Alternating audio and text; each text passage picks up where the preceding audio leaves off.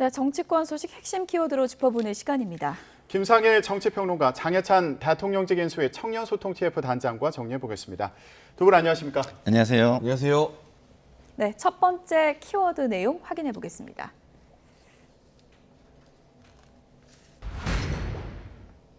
네, 묘수가 아닌 꼼수다. 박용진 의원이 검수완박 법안 처리와 관련한 민주당의 움직임에 대해서 이렇게 얘기를 했습니다.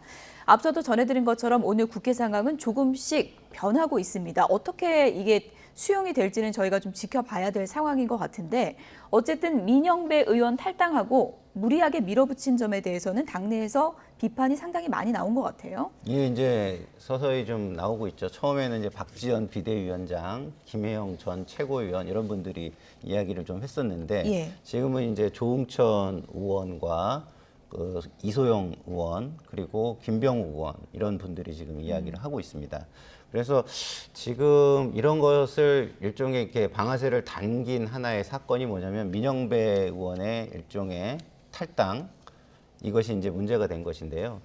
이거는 뭐 제가 봐도 이 국민들이 주신 의석을 마음대로 국회에서 어떤 목적을 가지고 그걸 바꾼다, 이런 거는 좀 제가 볼 때 좀 맞지 않는 것 같고요. 이것은 그 민주주의의 대원칙이 좀 있어요. 민주적 거래라는. 그게 예. 뭐냐면 요번의 결과를 가지고 우리가 최대한 노력해서 다음 결과는 국민에게 용인을 받아서 우리가 더 많은 의석을 확보하거나 집권을 한다. 이것을 우리가 민주적 거래라 그러는데, 그 민주적 거래를 굉장히 위배하는 그런 행위이기 때문에 어떤 면에서 보면은 민주주의의 원칙을 좀 많이 훼손하고 있다, 이렇게 네. 좀 볼 수 있을 것 같습니다. 네, 박병석 국회의장이 오늘 중재안을 여야 원내대표에게 전달한 상황인데, 조금 전에 저희가 전해드렸는데 관련해서 내용이 좀 들어왔습니다. 검수완박 중재안이 8개 항으로 구성이 되어 있고 직접 수사권과 사법체계 전반에 대한 내용이 포함되어 있다. 오늘 반드시 결론을 내야 한다. 이런 중재안을 이제 전달한 상황이고 수용을 강력하게 요구한다. 이 내용이 들어왔는데 좀 더 구체적인 내용이 예. 필요해 보입니다. 자, 이렇게 민영배 의원이 탈당을 강행한 그런 상황에서 당내에서도 비판이 나오고 있는 상황인데, 요즘에 보니까 이런 목소리도 나오더라고요. 철험회가 검수완박 법안의 강행 처리를 주도하고 있다, 이런 지적의 목소리를 당내에서도 내고 있는 상황인데, 철험회가 많이 요즘에 거론되는 것 같아요. 철험의 국회의원들 알아내는 방법이 있어요. 일일이 명단 외울 필요가 없습니다. 예, 어떻게 알아냅니까? 저런 말을 국회의원이 한단 말이야? 깜짝 놀라면 그분은 철험의 소속입니다. 왜냐하면 이 국회의장에게 GS 지지라고 말도 안 되는 욕설성 단축어를 쓰거나 예. 또는 본인이 재판 당사자인데 이 검찰이 수사권 없었으면 내가 기소 안 당했을 거다라고 주장하는 피의자라거나, 예. 국회의원 신분으로 어떻게 저런 말씀을 하시지 싶은 분들이 다 철험회인데, 문제는 이분들이 단순히 민주당의 변방이 아니라 지금 주류의 핵심으로 떠오르고 있다는 것입니다. 그리고 지난번 원내대표 선거 때도 철험회가 표를 몰아줘서 최강욱 의원이 이 원내대표 선거에서 본선으로 진출하지 않았습니까? 예. 그때부터 사의를 과시했던 것이고요. 소위 말하는 민주당 내 강성 지지층이 이 철험회와 코드를 맞추면서 원내 지도부나 중진들을 압박하는 모양새로 정치가 전개되고 있거든요. 근데 저는 기시감을 느끼는 것이, 지금의 국민의힘이 정말 과거 잘 안 풀렸을 때 저는 황교안 대표 시절의 자유한국당 그 모습이 떠올라요. 그렇습니다. 그때도 강성 지지층이 예. 계속해서 자유한국당을 더 오른쪽으로 밀어붙이면서 강경 투쟁 모드로 일관하게 하고, 안에서는 잘한다 박수 받았는데 정작 결과는 총선에서 국민의 무서운 심판을 받았잖아요. 근데 지금 민주당 같은 경우는 대선 패배 이후에 성찰하고 쇄신하는 정풍운동이 일어나는 것이 아니라 더 강경한 쪽으로 왼쪽으로 검찰 개혁 쪽으로만 가고 있거든요. 이게 바로 이 황교안 대표의 자유한국당에서 보여줬던 모습과 일치하기 때문에 역사의 교훈을 좀 잊지 말아야 될 것 같고요. 이런 철험회가 이 당의 주류로 떠오를 때 이상민 의원이나 조응천 의원 같은 분들이 중심을 잡으면서 비판을 하고 있습니다만, 뭔가 2% 부족한 느낌을 지우기 어렵다. 과연 이게 민주당을 이 대선 패배 이후 반전의 길로 이끄는 것인지, 아니면 더 큰 침잠의 길로 이끄는 것인지, 민주당 의원들도요, 문자 폭탄 보내는 지지층이 국민의 전부가 아니거든요. 깊은 고민을 해볼 필요가 있습니다. 예. 제가 짧게 좀 예, 말씀을 좀 말씀하세요. 드리고 좀 질문을 받을게요. 그 철험의 국회의원들이 뭐 이렇게 뭐 이상한 말을 하면은 전부 다 철험이다, 이런 건 너무 일반화 시키는 거고 예. 특정 인사들에서 이렇게 일반화 시키는 거는 좀 맞지 않고요. 그분들이 말씀하신 내용 하나하나를 가지고 이야기를 했으면 좋겠다 이런 말씀을 좀 우리 장희찬 단장에게 부탁으로 좀 드립니다. 일단은 제가 볼 때 이 철험회나 이런 분들이 생각해야 될 부분은 있어요. 지금의 이런 국회를 운영하는 방식이 국회 선진화법이라고 일컫는 그것에 이제 우리가 입법 취지라는 게 있거든요. 입법 취지. 근데 입법 취지를 검토하는 기능을 국회가 가지고 있어요. 우리가 입법 검토라고 하거든요. 왜냐하면 우리가 입법을 해놔도 행정부가 시행령이나 이런 걸로 입법 취지를 어기는 경우가 되게 많습니다. 그런데 그런 걸 검토하는 기능까지 가지고 있는 국회가 스스로 입법 취지를 어긴다면 이거는 어디서 이걸 검토해가지고 바로 잡겠습니까? 예. 그래서 그런 것들은 굉장히 안 좋은 전례가 될 것이기 때문에 그런 거 좀 하지 않았으면 좋겠다 이런 말씀을 저도 부탁을 드리지만 그렇다고 해가지고 이런 하나하나의 사안이 아니라 그분들의 어떤 캐릭터를 일반화하고 이런 식의 이야기는 좀 저희가 좀 자제했으면 좋겠다는 부탁을 드립니다. 예. 그런데요, 네. 평론가님, 지금 민주당 당내 분위기를 좀 보면 양양자 의원이 철험회가 곧 민주당이다. 지금은 그런 얘기를 했는데 소수의 강성 목소리가 다수의 비판을 누르는 이런 분위기는 왜 생긴다고 보세요?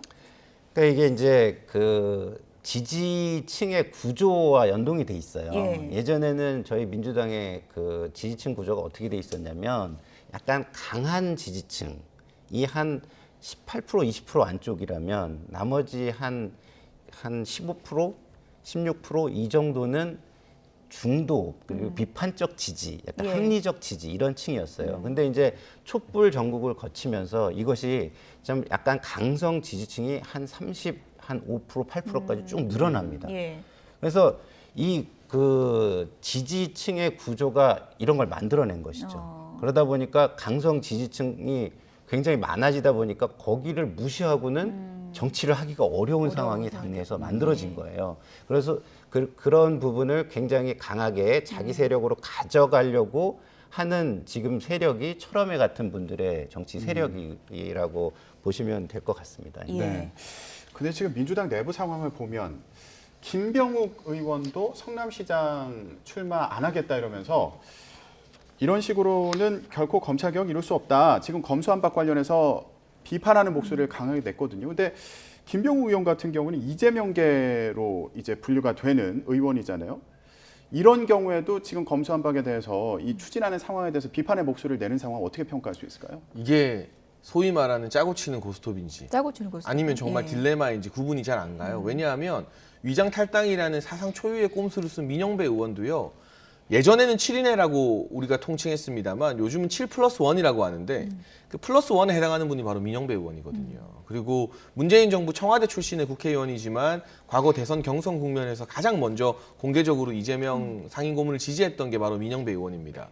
그러니까 이재명 상임고문의 최측근 사이에서도 의견이 갈리는 거예요. 민영배 의원 같은 사람은 꼼수를 써서라도 이걸 해야 된다. 김병욱 의원은 아니다. 이런 식으로 하면 국민적 비판을 받는다. 전 이게 아마 이재명 상임고문이 가지고 있는 딜레마와도 연결이 된다고 봅니다.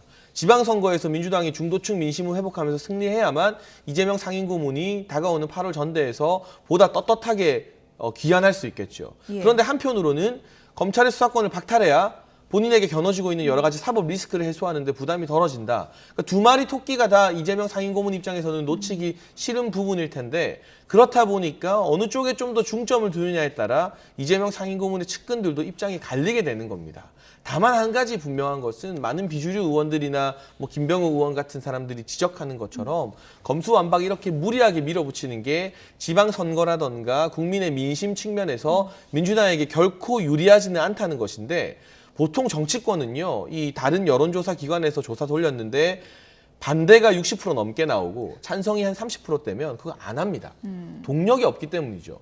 그런데 한 6대 4를 넘어서서 6.5대 3.5 정도의 검수완박 이 4월 진행에 대한 반대 여론이 더 높은 조사가 속속 나옴에도 불구하고 민주당이 이걸 밀어붙이는 것은 지방선거에 악영향 끼치는 것보다 그리고 국민들의 민심을 잃는 것보다 훨씬 더 중요한 무언가가 여기에 걸려 있다라고 판단을 한다는 뜻인데 그만큼 사법 리스크가 크다는 것인가? 그렇다면 국민들은 민주당이 무언가 떳떳하지 못한 게 있는 거 아닌가라는 의혹으로 연결될 수밖에 없어서요. 계속해서 이렇게 무리하는 것 결코 민주당의 어떤 이 대선 패배 후유증 극복 차원에서도 좋은 방향은 아닌 것 같습니다. 근데 이제 오늘 상황을 다시 한번 정리를 해드리면요. 지금 이제 민주당이 오늘 본회의 소집하자 이렇게 속도를 막 내다가 박병석 국회의장이 이제 키맨으로 떠올랐는데 일단은 내가 중재안을 마련할 테니까 가져가서 보고 이걸 수용을 해달라 이렇게 해놓은 상태 아니겠습니까? 네네. 민주당이 받아들일 가능성도 크다고 보십니까? 글쎄요, 그 내용을 좀 예. 봐야 할 것 같은데요. 지금 어쨌든 검찰의 수사권을 분리해내지 않는 그런 그 중재안은 받기 좀 어려울 것이고요. 그리고 시기와 관련해서도 그 이것이 어떤 대통령의 거부권에 의해서 저지될 수 있는 뭐 단적인 상황을 만들 수 있는 중재안이라면 그것도 역시 받아들여지기가 쉽지 않을 것이다 이런 생각이 좀 듭니다. 그래서 뭐 그 내용에 따라 뭐 그 의총의 결과를 예. 좀 지켜봐야 할 것 같습니다. 네, 내용과 그리고 처리 시점, 이 절차와 관련해서도 이제 예. 중요하게 봐야 된다는 말씀이신데 국민의힘 같은 경우에는 원칙 가장 강조할 부분이 있다면 뭐가 있을까요? 중재안 관련해서요? 일단은 검찰의 수사권을 완전히 박탈시키는 것은 있을 수가 없는 일이죠. 6대 중범죄에 대해서는 검찰이 수사 경험이나 경력이 훨씬 더 풍부하다는 건 많은 법조 전문가들이 인정하고 있는 부분이고 사실 지난해부터 실시된 검경 수사권 조정도 현장에서 많은 혼란이 잇따르고 있기 때문에 거기에 대한 보완도 필요합니다. 또 지금 이 법안 중에서 가장 문제가 되는 것 두 가지는요. 이미 검찰이 하고 있던 수사마저도 법안이 시행되면 다 중단된다는 점입니다. 이거는 어떤 종류의 법안을 통과할 때도 이렇게 소급 적용을 폭넓게 적용하는 경우는 찾아보기 힘들거든요. 그게 한 가지가 있고 두 번째가 검찰의 보완 수사 요구 권한이 대폭 축소된다는 거예요. 뭐 계곡 살인 사건 예시도 제가 많이 들었습니다만 경찰이 놓치는 부분이 있을 때 검찰이 보완 수사를 지시하거나 필요할 경우 보완 수사를 할 수 있는 권한이 보장되어 있어야 되는데 지금 민주당이 발의한 걸 보게 되면 검찰이 서면으로 경찰에게 다시 한번 재요구할 수 있지만 그 경찰이 무시하면 그냥 끝나버리는 예. 거예요. 그럼 수사와 수사 종결에 대한 권한을 전부 다 경찰에게 일임하는 것이기 때문에 그 부분에 대해서도 전면적인 재검토가 필요하다고 봅니다. 근데 저도 이 내용을 조금- 들어보면 중재안이 마련되기가 상당히 어려운 게 6대 범죄 수사권은 폐지하면 안 된다고 하는데 이건 또 민주당이 받을 수가 없는 거잖아요. 그렇죠. 그리고 지금 우리 장혜찬 단장님이 하신 예. 말씀에서 좀 약간 그 다른 이견이 많아요. 어떤 거냐면 기본적으로 수사와 기소가 분리하는 방향으로 가야 된다는 거는 많은 사람들이 동의하는 부분입니다. 예. 왜냐하면 외국에서도 그 검사가 일정 부분의 수사권을 가지고 있지만 실제 그 수사권을 행사하는 경우는 굉장히 드물거든요. 왜냐하면 주된 기능은 사법적 통제의 기능이기 때문입니다. 그리고 지금 예를 들어서 영장을 청구할 때라든가 기소를 할 때라든가 이런 중간중간 단계에서 경찰의 자료들을 다 보고 예. 인지하게 돼 있어요. 그렇기 때문에 그런 걸 통해 가지고 충분히 통제하는 어떤 이런 것들을 지금 할 수 있는 것이거든요. 그래서 꼭 뭐 검사가 수사를 해야지만 경찰을 통제할 수 있다 이런 거는 좀 맞지는 않는 것 같고요. 예. 우려되는 부분은 그게 아니라 그 검찰의 수사권 완전 박탈이라는 게 문제가 아닙니다. 대안이 마련돼 있느냐, 이것이 어떤 그 부수적인 피해자가 없이 굉장히 부드럽게 그 정책이 바뀌어질 수 있느냐, 이런 것들을 생각해야 되는 거죠. 이게 만약에 뭐 굉장히 옳다 그래도 현실에서 작동을 안 하는 부분이 있고 작동을 안 하는 부분 때문에 피해자가 발생한다면 그 책임을 그러면은 그 정치인들이 어떻게 질 겁니까? 예? 그런 부분을 다 감안해서 해줬으면 좋겠다. 우리가 방향이 맞다고 해서 자동차 엑셀만 밟으면서 그 길을 갈 수는 없죠. 예를 들어서 미시령을 저희가 굽이굽이 지나가는데 엑셀만 밟아서 가면 어떻게 되겠습니까? 미시령 고개를 넘어가듯이 지금 이것은 이해관계자도 많고 피해자도 나올 수 있고 상황이 복잡한 것이거든요. 예. 그러면 그때는 기아도 조정하고 브레이크도 좀 밟아가면서 그 길에 맞게서 따라가야 되는 것이지, 아니 뭐 불도저처럼 그냥 앞으로만 밀고 가겠다. 이것은 제가 볼 때는 맞지 않다. 지금은 잠시 이런 브레이크를 건 건 맞는 거죠. 예, 예. 맞습니다. 네. 그러니까 구분길이 나타나면 예. 브레이크 밟고 기어를 조정하는 게 맞습니다. 네. 자, 박병석 국회의장이 어떤 중재안을 냈는지, 그리고 오늘 여야 의원총회가 예정되어 있으니까 여기서 어떤 의견들이 나오는지 계속 전해드리겠습니다.